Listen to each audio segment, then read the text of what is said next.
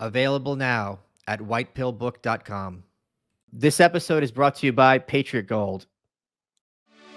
And there's nothing going on tonight. We could be the city light. Or maybe just get drunk and stay inside.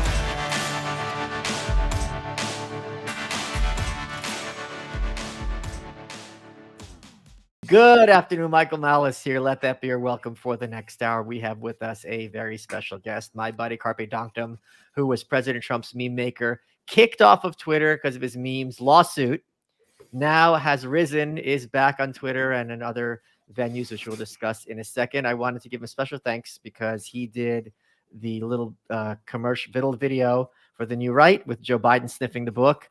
And Lockout Days, Drew Hancock, you should follow him on Twitter, did the teaser for the White Pill, and Carpe Donktum did the whole video, which you did such a great job with. I really appreciate it. And actually, I'm going to reveal a secret. You were happy to volunteer to do it, and I insisted on paying you because I thought you did such a good job. And if you're in a position to pay people for their work, insist on paying them. I think it's a policy that's always worked for me because it shows people that you value their time and money. Now, you got the Missouri shirt on. Why I wanted to talk to you was I think there's this kind of Greta Thunberg. See, I'm an internationalist. Streak in conservatism, wherein if something's a problem, they'll understandably talk about it, and this is a big problem, so on and so forth. But when the problem gets lessened or abated, they just forget about it. So if you're sitting there in the audience, you think everything's just only getting worse because you never hear about the setbacks for the other side or improvements. And your being uncanceled is one example of this. There's this idea that I think very clearly true. If you look at Wikipedia, for example, the list of people who were kicked off of Twitter, it was almost one side of the aisle. But the fact that some of them have returned is evidence, at least to me, that it's not only as, progressive in one direction as people would like to think. Can we talk a little bit about the lawsuit first? Because I think that's something that a lot of people should be aware about. It seemed, from my perspective, obviously I'm not an attorney, very frivolous, and this kind of idea of lawfare. And it's clearly not fun for anyone. Can you give us the background insofar as you can discuss it? What happened with that suit? Yeah, I don't think there's anything about it that I can't discuss. Okay. There was nothing secret about it. I guess it was 2019. I made there was a viral video, which I'm sure everybody's seen. It's a black kid and a white kid, and they're on a street, and they go and they hug, and then they run off. So I think within 5 or 6 days of that going viral, I made a video where it took the part where they're running away, and I made it so that it looked like CNN was saying that a racist baby was chasing this other baby, right? And then I showed in context what it actually was, and had like nice music. Before there was like scary music, like very pensive, and like, oh, what's going to happen kind of music, and then nice music afterwards. And I just said that this is what actually happened, and fake news is the problem, not America. So let me just interrupt, because it was very clear that this was satire or parody. Yeah. You weren't pretending this is a CNN clip, and you had provided the context. But I'm just trying to steelman their perspective as much as possible. This was not created with an intent to deceive. You weren't posting it like, look what CNN is doing now, blah, blah, blah. I did it in a different font than CNN uses. I misspelled toddler. Like there was all kinds of stuff. Right. It was very obvious that it was not real. But yeah, so that was the context. And then in June, I think it might have been Juneteenth. It might have been, or the day after, Trump tweeted that video. So it was a year later. And then just, all hell broke loose, and the parents were on CNN. The parents of the kids were on CNN like the next night, just talking about how upset this was that their beautiful video had been turned into a racist whatever.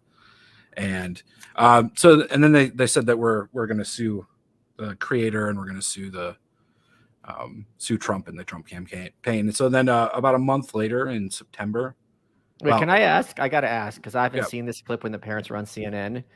Do you remember who the anchor was? I Or think was they it were more on than Don one? Lemon. I think it was on Lemon.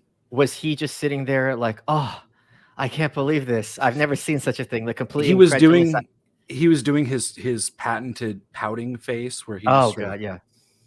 Oh my god. In this country, this is they made a serious video about two cute kids into a joke about CNN. What have we And how come did that to? make you feel? Yeah, yeah. So yeah, I was going to say a month later they sued me, which I'll get to that, I guess. But like then 3 days later, I was kicked off social media, or I was kicked off of Twitter, banned permanently for copyright infringement, which is their their favorite way to get people that do memes, because they can just say you posted too many clips using Snoop Dogg music or Right. whatever. So that happened, and then about a month later, I was sued. I got the paperwork, and it had me as the plaintiff and Donald Trump and the Trump campaign. Wait, how did you get served? They actually go up to you somewhere in like a supermarket and say you Carpe Donktum? You get served? No, they served me through my lawyer, through Ron Okay. Coleman. I actually had to go set up a safety deposit box because I didn't want them to have my address. Yeah. And so went and set that up, and then Wait, sent them do you mean a PO box? PO box, yeah. Okay, sorry. Not safety, safety deposits in a bank. No, no. Like, You- what kind of yeah. legal advice is he giving you So then they had to send it to a bank. with valuables? So I set up that, and then they served me through Ron, and then it was just after that it was just a basically a 2-year email back and forth every once in a while. Like I didn't really have to do much after that. But hold on a second. Ron's not cheap. He's a very prestigious attorney. I'm friends with him. You're not some trillionaire. Was this not like traumatic being the subject of a lawsuit? This is something that not everyone goes through, and I can't imagine it was fun. No, it was not. It was not fun. But I will say that it was made so much easier because I set up a GoFundMe, or not Okay. a GoFundMe, but I think it was on Fundly, Okay. and I raised basically all of, Oh, I would say 90% of my legal fees. oh, what a So- relief. So that was really great. Wait, that must have been really heartwarming. Like you're being attacked completely ridiculously, and in just absurd ways. I don't know what the Trump campaign has anything to do with it. If it's you and him are acting independently, it's not like you called him up Right. and said, "Hey, send me this video to destroy this family," so on and so forth. So the fact that you're like, yes, you're still under threat legally, but it's like you did know in your heart you didn't do anything wrong. That on its face is Right. clearly satirical, and not to have to be like, am I going to have to lose my house? That's gotta be a little reassuring. Yeah, it was. I mean, it was for somebody who doesn't fight legal battles, it was a lot of money. So having almost all of that raised and having to just shoulder just a little bit of it was a huge relief. And it just made me feel also like, I don't need to go the safest possible route here. I can do what I need to do, and I don't have to be like, well, I don't have the money for another appeal, or I don't have the money to fight this in a certain way or whatever. So that was a relief. So we went basically 2 years. We had a after about a year we had a hearing, and I listened in on that. That was hilarious. My lawyers and Trump's lawyers and the campaign's lawyers were just absolutely blowing up the other attorney. The attorney called me a white supremacist during the during the hearing. The judge, I'm pretty sure he's a Democrat, but he found the entire situation to be hilarious, and not because not my situation, but the fact that this lawyer was coming into the court with the arguments he was coming in with, Okay. was ludicrous. And there were several points in there where he's like, so tell me, is the point of this lawsuit going to be to litigate whether or not Trump is a racist? Because I don't think that is going to be a good use of this court's time. That kind of stuff. So, I mean, like they were really, and also the other part was they were talking about fake news, and he's like, well, this is clearly just fake news. And he's like, so are we also going to be litigating what is fake news and what is not fake news? And the lawyer, to his credit, did the best he could, but it was a really, really poor case. It was, well, and here's the other thing. My understanding is a lot of these judges are as lazy as anybody else, and they're very big on like why some of them are, why are you wasting my time? So I think it's very hard when you're dealing with, divorce. I don't know what his jurisdiction was, this particular lawyer. You're dealing with divorce, people murder, rape. I mean, just really like bankruptcy, families falling apart. And you watch this dopey video, which is just, I mean, the kind of thing when you're college high, you're like clicking through YouTube and you see this, like, oh, hey, go look at this stupid thing, which it's, I think, almost literally impossible to take seriously, for anyone to take seriously. And that's by design, for the judge to be like, wait, you want money for this? Like, are you like, what? And basically you want me to undermine our entire system of like First Amendment protections about satire and political mockery? Like, what? Yeah. I mean, he seemed pretty incredulous about the whole situation. Folks, you can breathe some life into your backyard with fastgrowingtrees.com this spring. From shade to fresh fruit to privacy and natural beauty, let fastgrowingtrees.com help you plant your dream garden with their expert advice and fast, reliable shipping. They sent me a chocolate mimosa, which is a really cool tree. It's taller than me, not saying much, but now it's on my deck and I love it. You can join over 1.5 million happy Fast Growing Trees customers. You go to fastgrowingtrees.com/welcome now to get 15% off your entire order. 15% off at fastgrowingtrees.com/welcome. What's really cool about the site is you can put in what zone you're in geographically, and they will tell you what kind of trees would be happy in your climate. So that takes a lot of the guesswork out of it. And they've got a lot of cool stuff that you won't find at Home Depot or Lowe's or other stores like that. So I'm really pleased with what they sent me, and I water it whenever it needs it. fastgrowingtrees.com/welcome for 15% off. Folks, sometimes you search something online that you wouldn't want others to know about. We've all been there. And I know you're probably thinking, why don't just use incognito mode? Let me tell you something. Incognito mode doesn't hide your activity. It doesn't matter what mode you use, how many times you clear your browser history. You know who you are. Your internet service provider can still see every single website you've ever visited. That's why you should never go online without using ExpressVPN. It doesn't matter who your ISP is. ISPs in the US can legally sell your info to ad companies. ExpressVPN is an app that reroutes your internet connection through their secure servers, so your ISP can't see the sites you visit. ExpressVPN also keeps all your information secure. It encrypts 100% of your data with the most powerful encryption available. Most of the time, you won't even realize you have it on. It runs in the background, and it's so easy to use. All you have to do is tap one button, and you're protected. It's available on all your devices, phones, computers, even your smart TV. So there's no excuse for you not to be using it. Protect your online activity today with the VPN rated #1 by Business Insider. You can visit my exclusive link, expressvpn.com/malice. You get 3 months free on a 1-year package. That's expressvpn.com/malice, expressvpn.com/malice to learn more. Let's get back to the show. Was that reassuring for you once you heard that hearing, when you saw that the judge was like, okay, like, this is an uphill battle, you guys. That was the thing I was the most worried about the whole time. Yeah, was of course.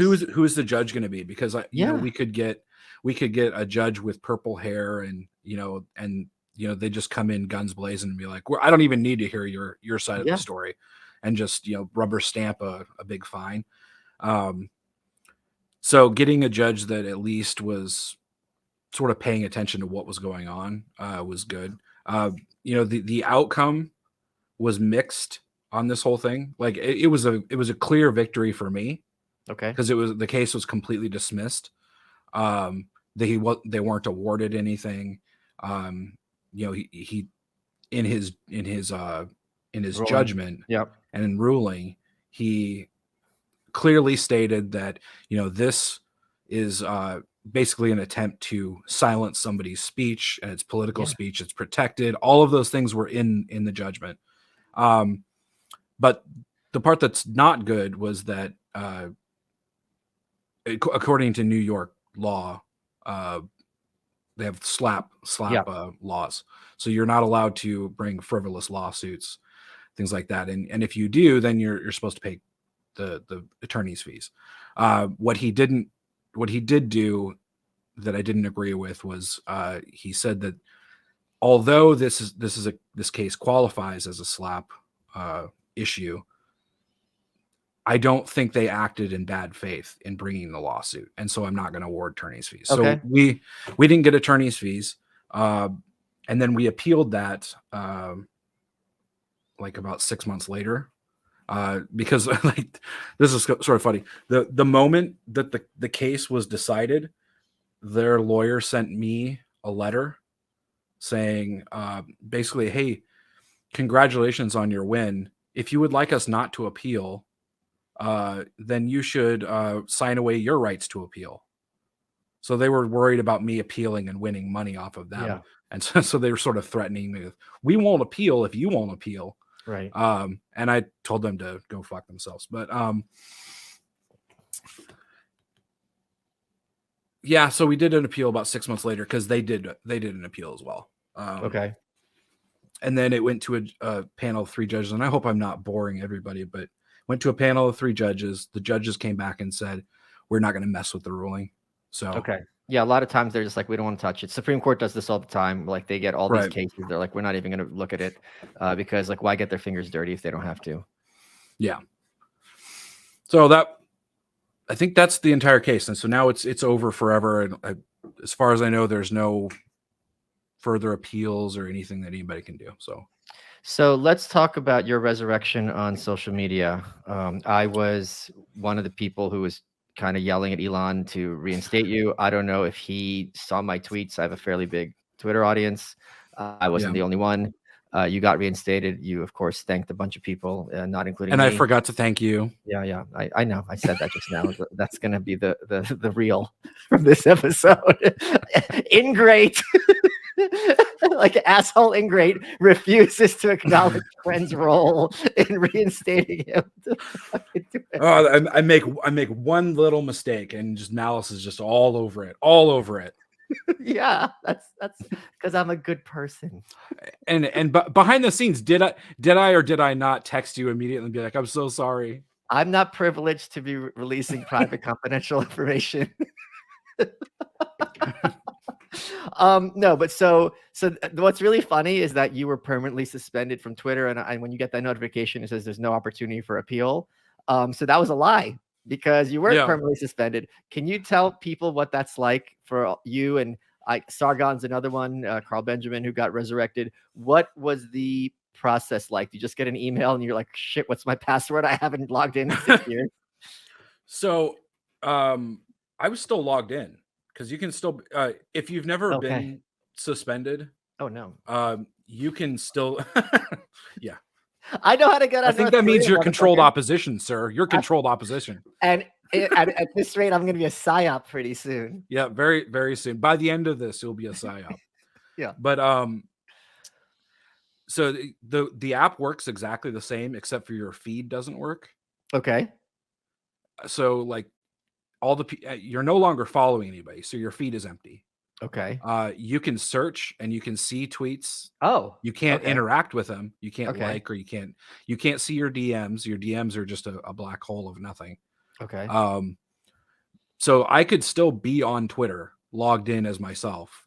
I would have to search manually for people to see what they're tweeting. Yeah. So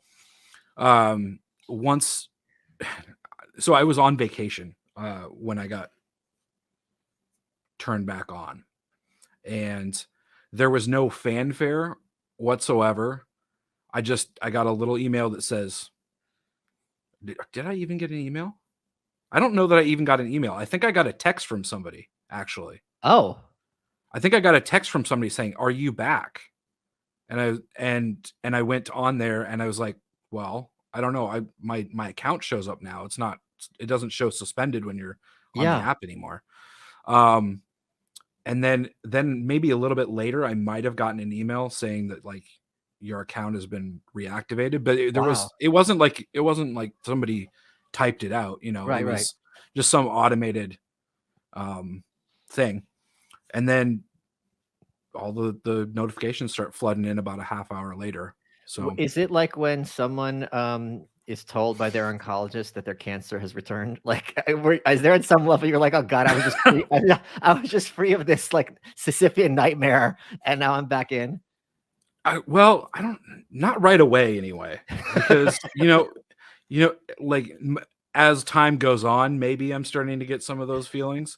But I missed a lot of just the day-to-day fighting, Yeah, it's fun. like, and the trolling and the like. We've messaged back and forth about this like previously before, of like, I'll pretend to attack you, Yeah. and then all of your dumb followers will go and start attacking me, not realizing that you and I are friends and this is a joke between us. And then I'll attack you back, and then my followers will go and attack you, and it's And it's really all of that fun. stuff. It's hilarious. But also our attacks are so clear, at least from my perspective, clearly dopey and not Yeah. serious, and like tongue, and not at all how you and you're much less aggressive than I am on Twitter, but not at all like when I'm actually going to attack, Right. that's not what I sound like. Yeah. And clearly I think we've got enough backstory that I think most people understand that Well, we're buddies. I always try to like put something in there that I think will be so obvious that they couldn't Yes. possibly miss it, and people still miss it. Like the other day, I forget what the account is, but it's sort of like a meme account. It's got a dog picture. I think Elon follows him or something. But I said something like he was mad about people not understanding sarcasm, and I went sort of into this tirade in the comment, and then I was like, I bet you're not actually even a real dog. And like, but people were still mad. They were still like, why are you attacking him? Like, it's clearly set. The saddest one was when we were on Instagram and you go, I think there's not enough influencers who have feuds. I'm going to start a feud with Michael Malice. Yeah. So and you had something, I don't even remember what the opening salvo was, right? But you had declared. It was you at the Berlin Wall with Hitler. Yeah, okay. So you have declared, all right, I'm just starting a feud for no reason. And then people are still like, guys, we called the shot. We told you this is a work. And but to their credit, I don't want to poo-poo them too much.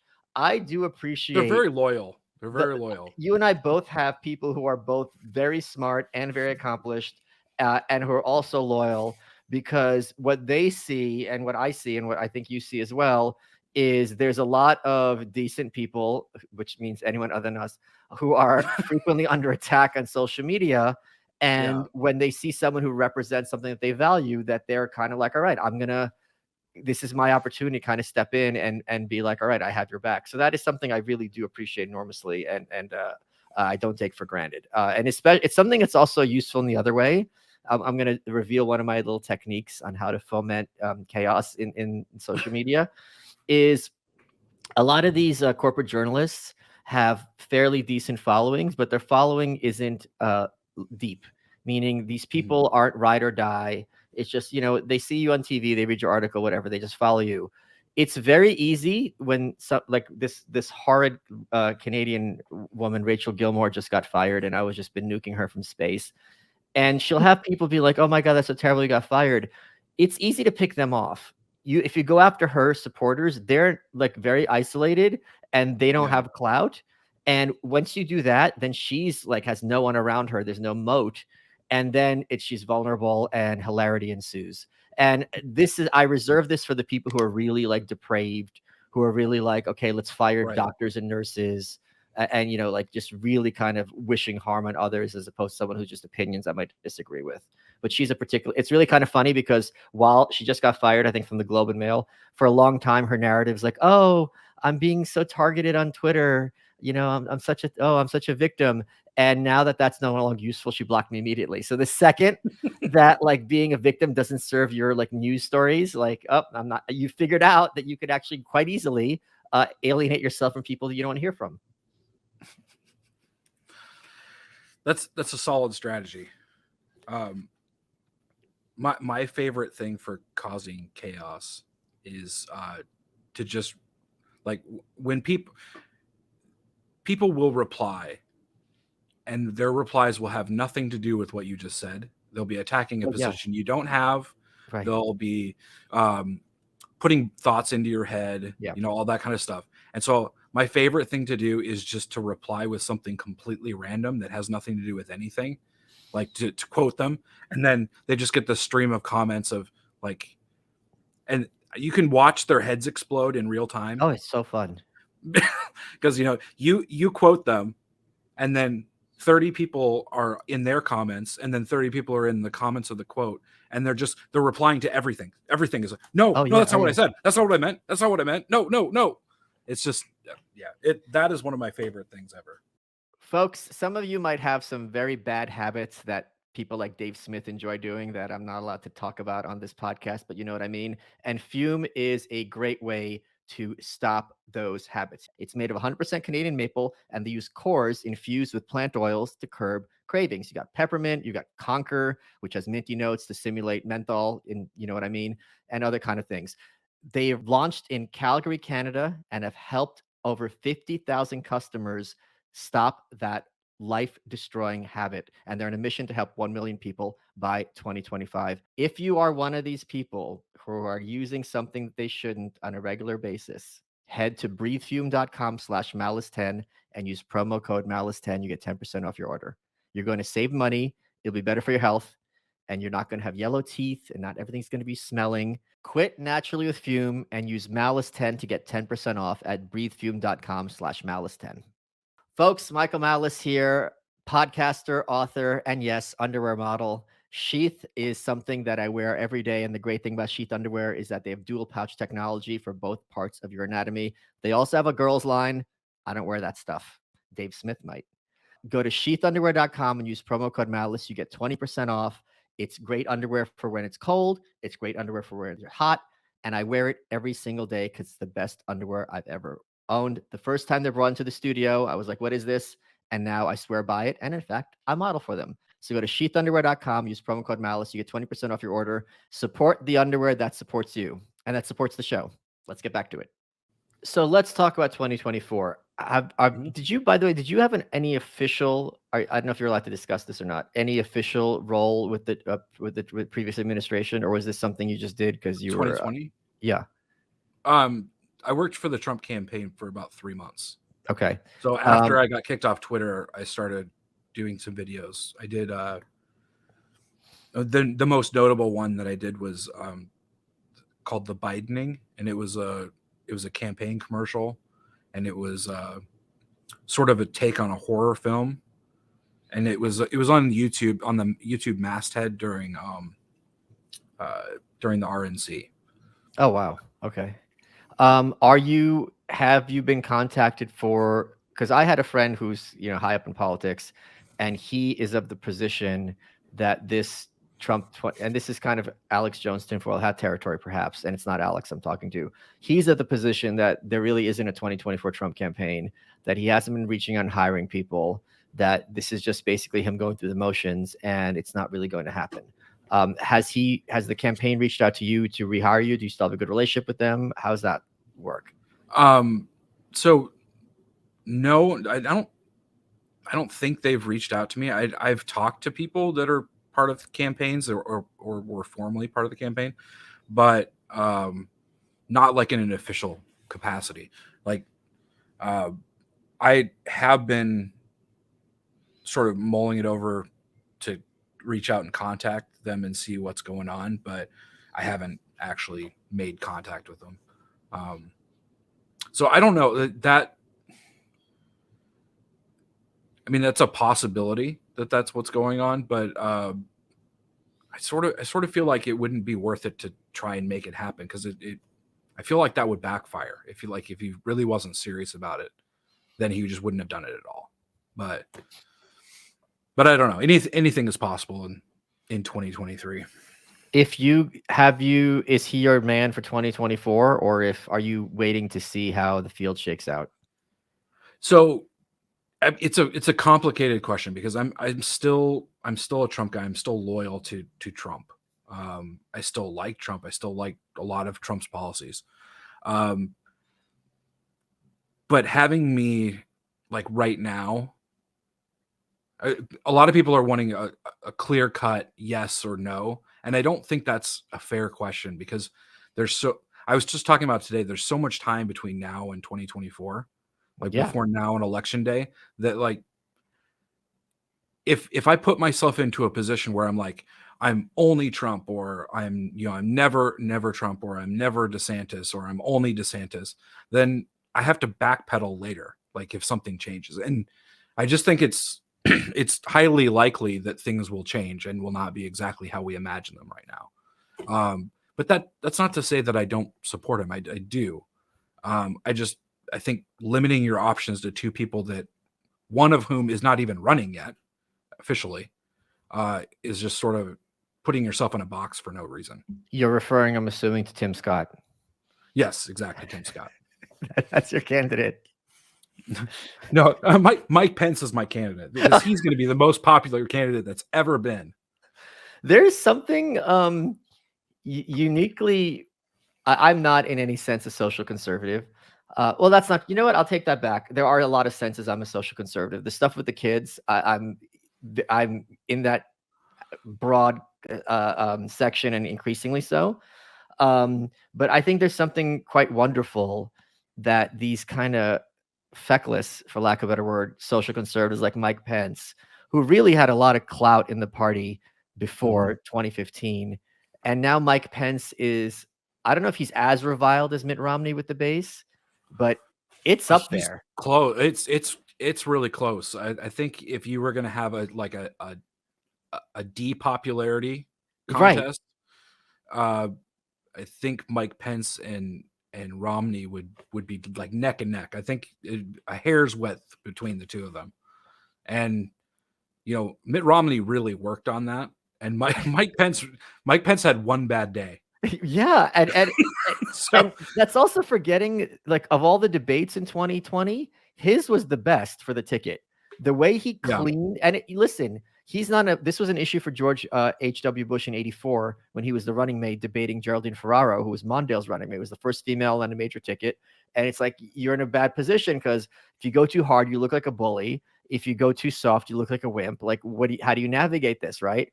And with it, same thing, you knew the articles already that he's being racist to Kamala Harris, or he's being misogynist to Kamala Harris, or he's being ableist because she's mentally defective.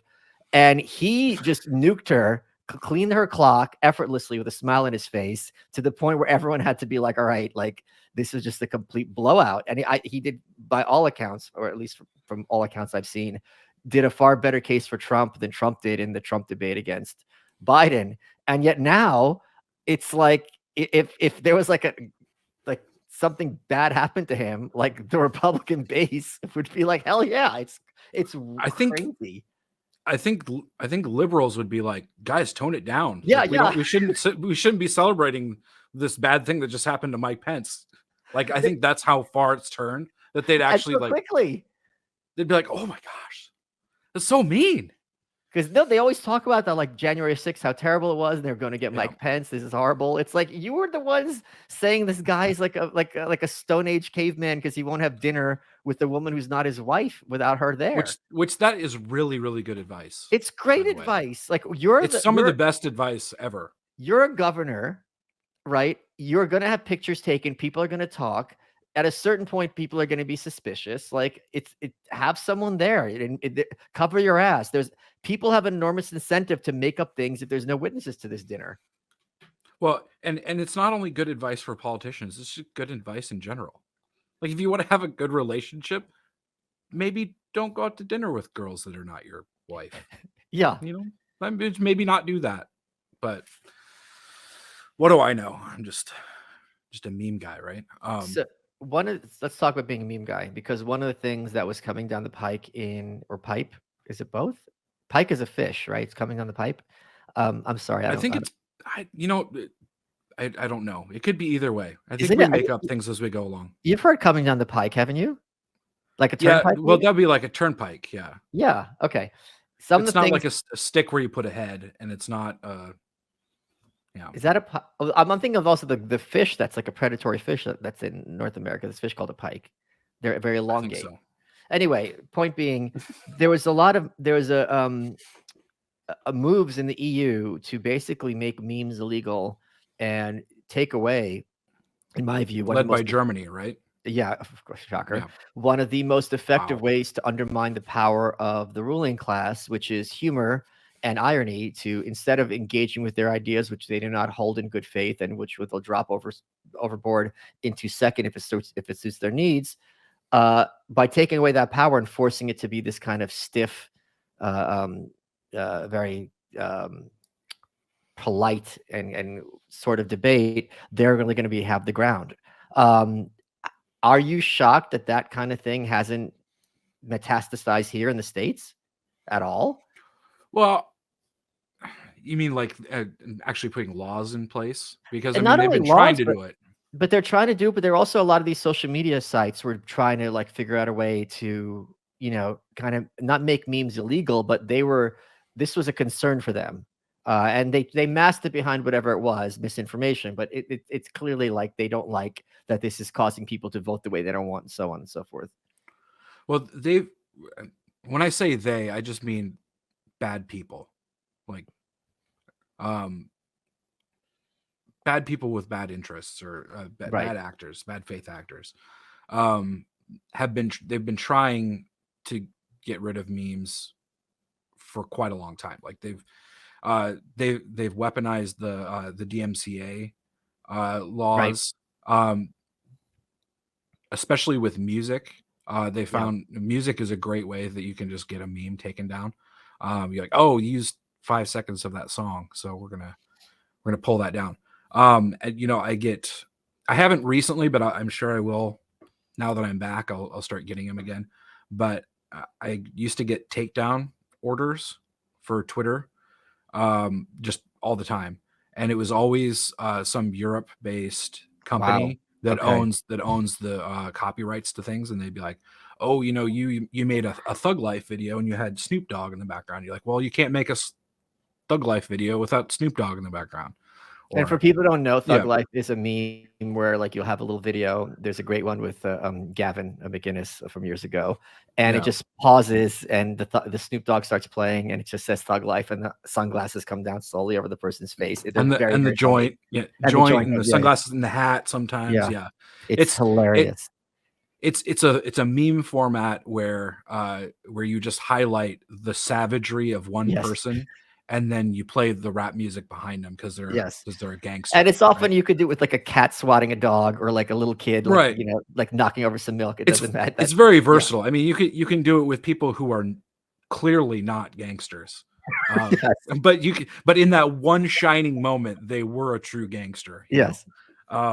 So they'll do that kind of stuff, but they tried to do that with what's it called? Smash Mouth, the All-Star song. Yeah. No, the all. Hey now, you're but it became a meme to do the somebody, and when you hit the body part, then like the whatever action happens, Yeah. And they were trying to do that with those, but at Smash Mouth, like I think they posted on social media after one of my videos that everybody was all mad about. People were tagging Smash Mouth in it, and they made a post and they were like, we may not agree on politics, but funny is funny, and this is funny. So they took it down like 2 days later, but so they did put that. Oh, so credit to Smash Mouth. Yeah. Wow, because this would have been an opportunity for them to kind of get their name out there. They totally could have virtue signaled and I hate this guy. Cool. Oh, well, that's great. Okay. Folks, your welcome is brought to you by Progressive Insurance. And let's face it, sometimes multitasking can be overwhelming, like when your favorite podcast is playing, the person next to you is talking, your car fan is blasting, all while you're trying to find the perfect parking spot. But then again, sometimes multitasking is easy, like quoting with Progressive Insurance. They do the hard work of comparing rates so you can find a great rate that works for you, even if it's not with them. Give their nifty comparison tool a try. You might just find getting the rate and coverage you deserve is easy. All you need to do is visit Progressive's website to get a quote with all the coverages you want, like comprehensive, collision coverage, or personal injury protection. Then you'll see a Progressive direct rate, and their tool will provide options from other companies all lined up and ready to compare. So it's simple to choose the rate and coverages you like. Press play on comparing auto rates. Quote at progressive.com to join the over 29 million drivers who trust Progressive. Progressive Casualty Insurance Company affiliates. Comparison rates not available in all states or situations. Prices vary based on how you buy. Hey guys, want to take a second to talk to you about Angie's List. Angie's List is now Angie, and they've made it easier than ever to get all your home projects done right. Now, you know I've moved to Austin from New York, and I'm in a big place for the first time in my life, and there's a lot I want to do with this house, and you know darn well that these hands are not the ones that are going to be doing it. So if that was the case, I would be calling Angie. Angie has over 20 years of home service experience. They've combined it with new tools to simplify the whole process. You bring them your project online, or with the Angie app, you answer a few questions, and Angie can handle the rest from start to finish. Or they can help you see ratings and reviews. You can compare quotes from local pros and connect instantly, which means you can cross off things on your to-do list in just a few taps. Because whether it's routine maintenance or a dream remodel, Angie is here to make it easy. So get your next project done with the help of a pro from Angie. Download the free Angie mobile app today, or visit Angie.com. That's ANGI.com. Let's get back to the show. So can you also talk about when a lot of times when you're working in the campaign, there were a lot of, like you were just saying, that they were trying to portray as a white supremacist in the court filings or in the actual argument. What's it like? You were just some jerk with a computer who knows how to use right? Basically, you're not some NYU films grad. What's it like now coming from that, just making memes, and now there's articles just saying the worst things about you simply because of your association with Trump, or because the wrong people were liking your videos, or frankly, it's because the memes are getting traction. That was the issue. Yeah, the issue is always that they're too popular. They're going too many places. Well, I did sort of a thread on it the other day. And it is very weird because we all have sort of an external, like how people see us and then how we see ourselves. Yeah. And when I see myself, I'm still just a random guy that lives in Kansas.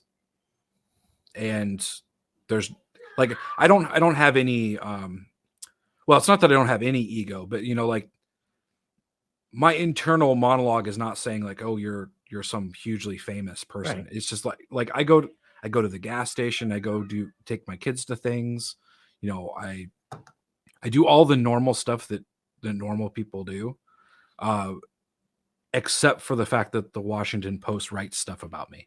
Yeah. So, well, I don't know. You took your kids to the Oval Office to meet the president. That's a big one. Yeah, but yes, that was a big one. But the other 364 days, you. But other than that one day in my entire life, it's mostly normal. And the only time that my life is any different is when I'm at an event. So I didn't go to CPAC this year, but if I'd gone to CPAC, then people would have recognized me. I would have talked to people, but there's a ton of people that would not know who I was either.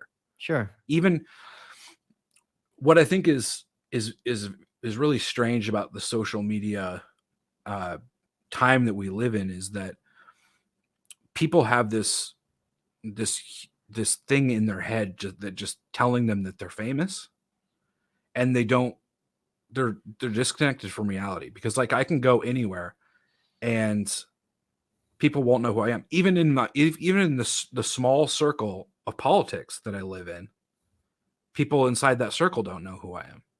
And so, you get a couple 100,000 followers, and then people start being like, oh, I'm going to get recognized everywhere I go. No, you're still a small person in a even bigger circle, in a bigger circle. And well, it's also because you're not using your real name or face, right? You always have who's the character in your profile pic? Well, right now it's me standing at the podium in the Wasn't the other one some blonde cartoon Well, character? the other one was a character. My original one was a character, and it was from the Bugs Bunny. Okay. It was the opera singer, Yeah. the maestro guy. So that's going to feed into it also. You're not always in front of the camera, talking about stuff. It's much more your work. Yeah, no. But even my name or my moniker isn't recognized, but mostly because people recognize the video, but they might not recognize who made it. And that's fine. I think that's the nature of memes, that the people who make the memes are rarely get the credit that they deserve for whatever it is they made. It's just the nature of how people share things. But I don't know. It is very weird to me, especially like last, I think it was 2 or 3 days ago, I got a call from the SPLC. Oh, wow. Okay. And so things like that are super, super weird to have me dropping my kids off at school and then getting a call from the SPLC asking me about my text messages with Alex Jones, like as they're reading them to me, they're asking me about this one and this one. So wait, this that kind of stuff is, yeah. I'm like, oh damn, I'm gonna a call from the SPLC. Maybe because they're writing a story about all of us bad people. Oh wow, I got to figure out what to say. That would be funny. So what I said, I'm going to tell them that I support Alex because everyone who wasn't born in this country should go back where the effing came from. That's what I'm going to say, and then have them put that with a straight face, and then have everyone clown them because I'm an immigrant. English is my second language. So funny you should say that. Because you said that not ironically, and this is the one time you did remember to use my name. So I, when I was talking to the guy, he was talking. I don't remember the exact context of it, but it was basically I told him that people lie about me all the time. They call me a white supremacist. They call me whatever, and he's like, well, you could see how. Is there an echo going on? No, I've just made a face because it's like you can see how it's just like you can see how you might be portrayed like that because of you're portraying me incorrectly, and people are having that perception. Yeah, you can see how people believe our lies about you. Yeah. Well, you support Trump, and Trump has said many racist things, and I was like, well, what was one of those things? Well, like the shithole country comment. It's like true. I was like, but you do understand that the main reason that people give, like liberals give, for why we can't send them back to their home country is because it's a shithole. Well, he's like, oh, well, okay, but so are all the liberals? What? If you had said, sir, not every racist is a white supremacist. Let's please clarify things here. No, hold on just a minute. Which kind of racist am I? Because I wanted to make sure you classify me correctly. So what do they want to know though? Just general information about stuff. I mostly ended up just debating the guy and baiting him into little fights about stuff. Okay. But did you have all No, I didn't. Okay. I should have, but I don't have it set up to do it. Same. And so on the fly, like I was not expecting a call from them. I just answered the phone. Yeah. But most of it just was centered around them reading the text messages that they have, which apparently they have all of the text messages from his phone. Right. Reading the text messages and just saying, well, what's the context here? And like, I told them context for a few things, and other things that was just like, it's none of your business. Like, why are you asking me about this? But wow, it was mostly an attempt to, I think they wanted me to badmouth him. I think they wanted to scare me into like saying bad things about him and disavowing or whatever. I'm going to be on Alex's show on Monday. We're recording this on Friday. It reminds me, the thing is, when you're dealing with an organization that's this malevolent, I'm scared of being too clever, because it's the kind of thing that they put in writing and then it takes on a life of its own. And they go, how the snake eating its own tail works is the SPLC will put out something, Carpe Donktum is had white supremacist ties, and then the New York Post, the Daily News, or the Washington Post will say Carpe Donktum, comma, who has a history of white supremacist ties, comma, and they'll hyperlink to the SPLC so they could pretend that they're using objective sourcing, and then no one's going to click that link. And if you're going to click that link, you're not going to read through it. And basically the case is made. Because I was reminded of my favorite Twitter bio, because there's a very common Twitter bio. People say retweets are not endorsements. Because just because you're repeating what someone says doesn't mean you agree with them. It could be like, this is interesting, or can you believe this jerk, or so on and so forth. But someone had in their Twitter bio, and I wish I remember who it was, that all retweets should be taken as explicit endorsements of genocide. So part of me is like, if they called me, I wanted to say, like, me and Alex, like all my texts with messages with Alex should be taken as explicit endorsements of genocide. But that's the kind of thing, because then for the rest of my career, it'll be like Michael Malice, comma, who has explicitly endorsed genocide, comma, and then it's a wrap. Yeah, I mean, it's always tough, like, to know where that balance is. Yeah. Of toying with somebody that you strongly dislike. Well, who's being disingenuous. That's the thing. Yeah. That they have an agenda to make you out to be like a supervillain, and not in a funny way.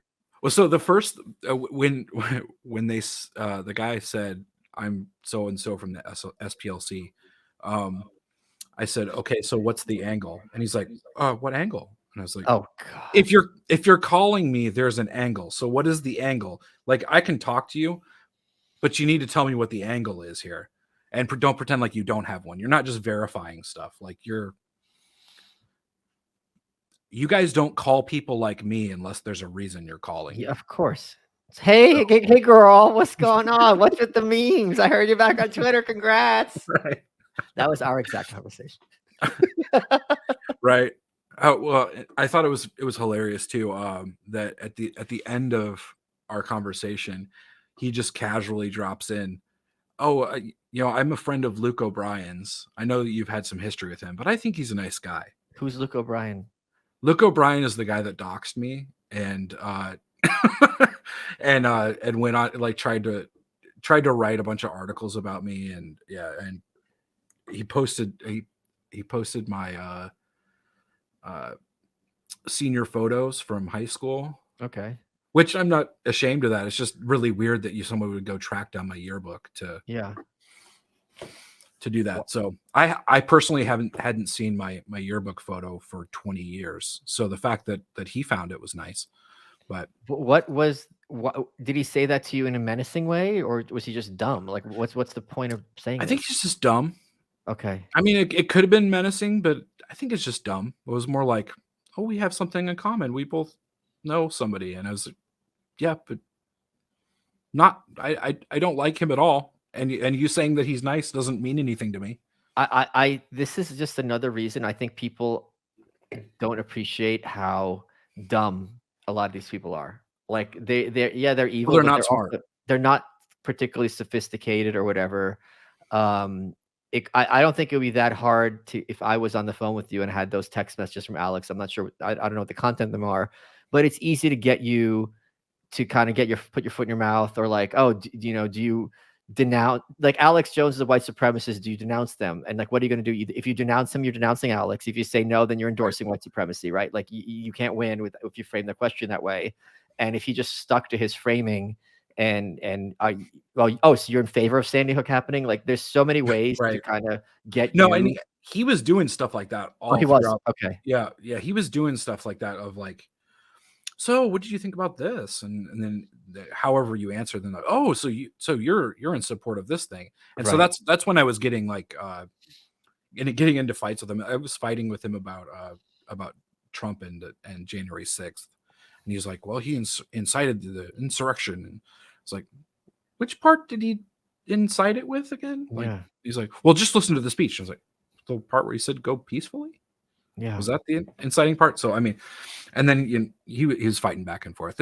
He likes to fight probably about as much as I do. So, But anyway, I don't even know how we got on that, but that's one of the weird things about Donk, I know you're a patriot. I know you love this country and you're concerned about the future. So let me take a second to talk to you and the listeners about Patriot Gold. Now, BlackRock is warning us to prepare for a recession unlike any other, and history has shown that the only way the Fed can fight inflation is with a recession, and everyone's New Year's resolution is to buy gold and silver. Over 80% of retirees are concerned about inflation. In 2008, the stock market and housing market crashed. Meanwhile, gold went from $800 an ounce to $1,600 an ounce over the next 2.5 years. Big banks and billionaires agree on two things. One, we're heading toward a recession. Food prices going through the roof.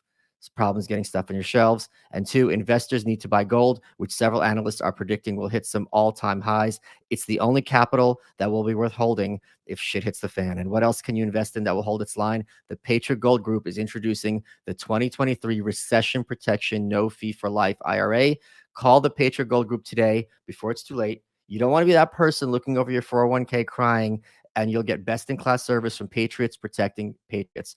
Patriot Gold Group has the No Fee for Life IRA, where your IRA or 401k can be in physical gold and silver, and you may be eligible for the No Fee for Life IRA on qualifying rollovers. All you got to do is call 888-505-9845 to get a free investor guide today. Mention my name, Michael Malice, or go to malicegold.com. Patriot Gold Group is Consumer Affairs' top-rated gold IRA dealer 6 years in a row. So call 888-505-9845 or go to malicegold.com. We'll talk about being doxxed. Did you have any? I mean, that's not. I know I've had friends who've been doxxed. That's got to be? Listen, because I think people forget it's 2 years after Trump 2 years after Trump left the White House. I think things have calmed down in terms of the vitriol. I think people forget how it was always on 10 when like everything's about Trump. So to be associated in any way with his campaign or his presidency, that's not necessarily safe space, to put it mildly. So what were your fears as a consequence of this, and did anything actually end up happening? Well, so it was sort of a mixed bag, because I knew that eventually my name was going to get out there. Right. It was just an eventual thing. And it was one of the weirdest weeks ever, because I think it started on Monday. On Monday, I got a call from I think it was BuzzFeed. BuzzFeed was the first one. BuzzFeed called, which I don't know who's giving my number out, but BuzzFeed called and asked me if they could put my name in a story, my real name. And I said, well, why would you need to do that? And they're like, well, we just think it's important that we show who you really are. And I was like, well, I don't really care who I really am. I want my I don't want my name in your story. And they're like, well, we did a background check on you. And I was like, you did a background check on me? And I was like, well, what did you find? He's like, well, nothing. It's like, okay, well, then why does everyone need to know what my name is? So I fought with them on Monday, and they eventually didn't print. They printed without my name. And, I very calmly and I calmly explained to them that, the only reason you would print my name is that you want someone to target me, because my moniker, the Carpe Donktum thing, is just fine to explain who I am. Yeah. But you're trying to separate me from the context of who I am by giving people a name they're not familiar with. When you give them Logan Cook, which is my name, which is out there now, people don't know who that is. But if you say Carpe Donktum, people are more likely to know who that is. And there's a whole bunch of context. They still won't know, but they'll be more likely to know. there's a paper trail that's connected to that name that's not connected to my name. Yeah. And so you can lie all you want about somebody who they don't know, and there's no paper trail on. And so that's what the real game is to separate you from the paper trail of who you are. So that was Monday. And then they relented. They didn't do it. Tuesday, it was not the Daily Beast. What's the other one? The one that's out of business now. Gawker? No. All right. I forget which one it was, but I'll think of it in a minute. But it was another sort of big lefty propaganda news thing. And they said, we're going to print your name in the Talking Points memo? No, Okay. it was the one that shut their doors just in the last 2 years, I think. I'll think of it. National But anyway, Review. no, think really lefty, like Yeah, super National Review. lefty, even further left. Well, what Mother Um, Jones, Jacobin, No, they're still around. All right, it doesn't matter. Go ahead. doesn't matter. You're not doxing them. Anyway, they called and basically did the same thing the next day, and so I had to fight with them about it. And then the third day, nobody called, but I got an email from somebody saying the Daily Beast was doing the same thing. Okay. And I figured out who it was, and it was Luke O'Brien. So I called his editor, which I'm surprised I was able to find his editor's number, but Yeah. I called his editor and left him a message saying basically all the same stuff. Don't do this. And then Luke got really mad online, and around midnight started just popping off. And then at about 2 a.m. he just texted out or put out my name like on Twitter. Wow. Because he was mad that his story got canceled. Okay. So that was the whole doxing thing. And what came of it, nothing really. Was I scared? I don't know if scared is the right thing, because I function in a sort of in reality most of the time. I'm not always in reality, but mostly in reality, that for every 1,000 death threats you get online, maybe one of them has the means and the opportunity to do something, because most of it's happening. I'm in Kansas, they're in New York. They're not going to drive to Kansas to come get me. So just knowing the averages of when people send me death threats, that it's just to get to me. Right. It's not a real threat. So I wasn't really scared there, but I also did want to make sure that it was a big deal that people aren't targeting me that way. Of course. So I did a staunch defense of myself online. But there was one thing that happened that was sort of funny, is I keep track of the trolls and all that stuff. I read, not everybody reads all of their comments and stuff. I don't read every single one, but I read lots of them and my mentions and all that. So there was a group of sort of Antifa types that were looking for information about me, and they were talking in a thread where I was tagged, which is sort of stupid if you're trying to be sort of subtle about it. But they found somebody in Kansas City named Logan Cook, who worked for an engineering firm, I think. I do not work for an engineering firm.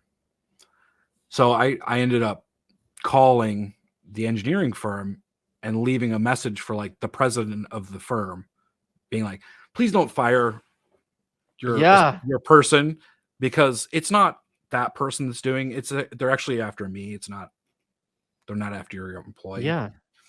So, I mean, nothing happened to me, but they probably ruined some guy's career, or at least got him in trouble at work, because they don't care. They don't care. That's the other thing. They don't care at all. I'm really curious to see. That's the other thing. If they have Alex's texts, that means they have the phone numbers with the texts. So yeah, that's how the they got my contact number. info. Yeah. Yeah. So this is gonna be. Oh man, this is gonna. Michael Malice gets it. All right, what are we doing here? All right, well, we shirtless. All right, globalists. Yeah, all right. Directly behind me, behind those double doors, is Alex Jones's tinfoil hat, and I carried it with me from Tim Pool in a perfect dome. And the goon from TSA just smashed it with her hand just for no reason. And I kind of reformed it, but it's all crumpled. But it's hanging right on the wall behind those double doors behind me. Are you white pilled or black pilled about the future of America? I hate to be like a fence sitter, but can't you be okay? both Go a back to little bit? Tim Pool. What's that? No, you can't be both. Are you hopeful, or do you think it's a wrap? I think it's always been that it's going to be a wrap.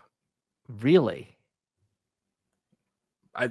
I think that if it's not now, it will be. Okay. Does that make sense? Yes, Like sure. it's an eventuality. I think. I think the world and human nature is too pervasive and it's too bad that it's eventually going to end. Like the Roman Empire is going to fall, just like it did before. Sure, but okay, let's phrase it this way.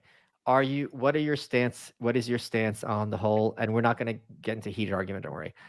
What is your stance on the whole issue of national divorce? I think it is a good thing that people are afraid of it.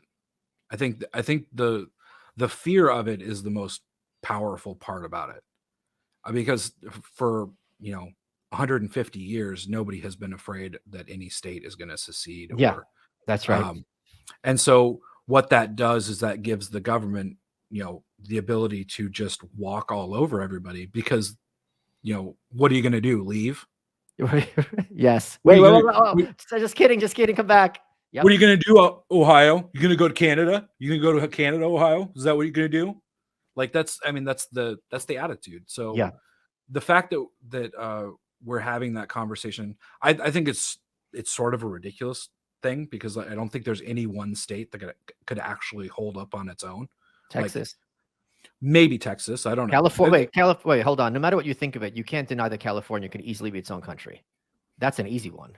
Hawaii? Where are they going to get water? You could. I mean, where does Singapore get its water? Japan or any of these? Where does Dubai get its water?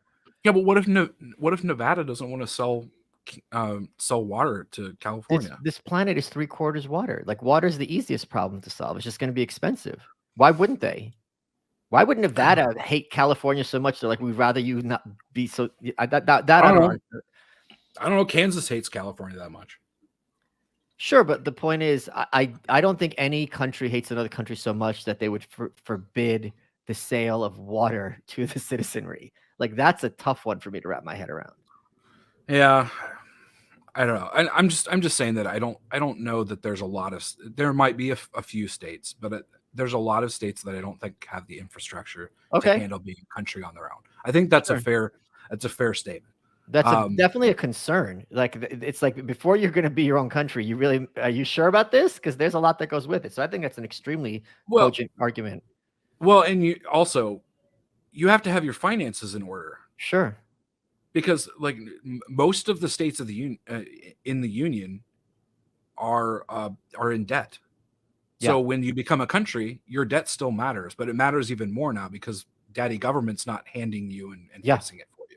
Yeah. So if California is $40 quadrillion in debt and they need to go buy from somewhere else, they can't buy it. Yeah, because their credit's shot. Their money doesn't mean anything. So those are other reasons, but I think it's important. I think it's important that the government be afraid of two things: the people and afraid of the states. Yes. And so the national divorce discussion, I think, while it is sort of ridiculous on the face of it, is also important. So I don't know if that answers the question or not, but my counter to that, which I know you'll agree with, is I couldn't have made this argument 10 years ago. Everything, even assuming everything you said is just true, which I don't think it's that far from the truth at all, it's nowhere near as ridiculous as the idea that Donald Trump was going to be president. Like, 10 years ago. Yeah. Like, if we sat down in 2014, everyone listening to this, and I said, all right, which of these two things is more likely to happen? Donald Trump is going to be our next president after Obama, or Texas is going to declare itself its own country because of these crazy Texans, which is more likely? It would be easy money, and everyone would be wrong. Right. Well, and you could say the same thing about, and I think this is another thing that's funny, and I don't think I've really said too much about it, just because it's not a great argument just to say, well, the left did it, But in 2016, 2017, Californians were talking about we need to leave the union. Oh yeah. And it was fine to talk about it then. Yeah. They were like, no, it's all right. Have you read the Constitution lately? And like, and now they're like, no, but you can't do it. Like, so politics is just this big circle of stupidity of like, we're stupid today, they're stupid tomorrow. We're stupid today, they're stupid tomorrow. That's why I had a meme where it says, I support the environment, LGBTQIA rights, following the science. I had a whole list: freedom of reproductive freedoms, exiling Donald Trump. That's why I support national divorce. Like you guys can have what you want. Go have your utopia where there's cars don't exist and all the kids are sterile. Go nuts. We're going to be having our own fun time once Texas becomes independent. Donk, we're running out of time. What has been your favorite part of this interview? You know what? Just chatting with you again. And that's not disingenuous. I enjoy chatting with you. I enjoyed hanging out with you in Texas too, a while back. But chatting with somebody who's been around and also likes to cause mayhem on the internet and unapologetically cause mayhem on the internet. Talking to somebody like that is fun for me. So I think that's my favorite part. You are welcome.